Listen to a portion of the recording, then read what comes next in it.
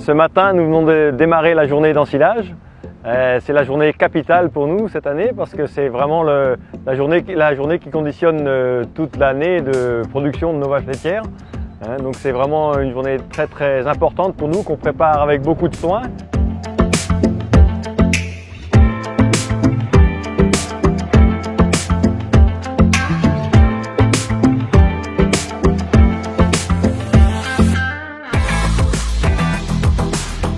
Donc le chantier a commencé ce matin vers 8 h dans des conditions très particulières.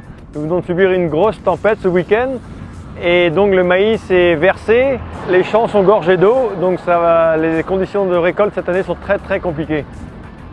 Malgré tout, on attache beaucoup d'importance à la qualité de récolte du maïs.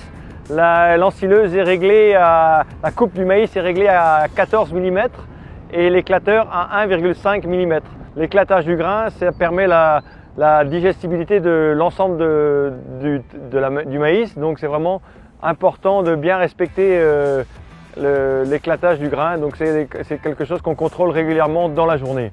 La récolte du maïs est faite avec une ensileuse 8 rangs et on demande à l'entrepreneur de venir avec 2 tasseurs qui permettent d'avoir un tassage très fort du maïs.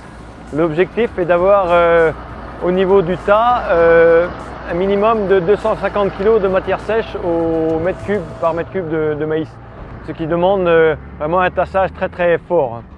Le taux de matière sèche que l'on vise en général est à 32-33% de matière sèche.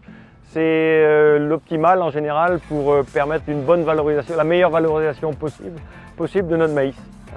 Dans notre ration, c'est ce qui convient le mieux. Aujourd'hui, début octobre, on est en récolte du maïs ensilage et dans quelques semaines, d'ici 3 semaines environ, on espère récolter le maïs grain pour les porcs et donc là, j'espère qu'on aura l'occasion de se revoir à ce moment-là.